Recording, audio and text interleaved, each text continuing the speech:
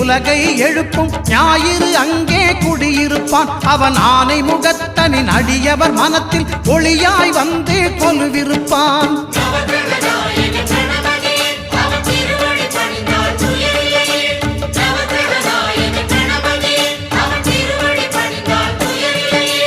ஒன்பது கோளும் ஒன்றாய் காண அங்கு கற்பகம் என்னும் கடவுளின் மெய்யில்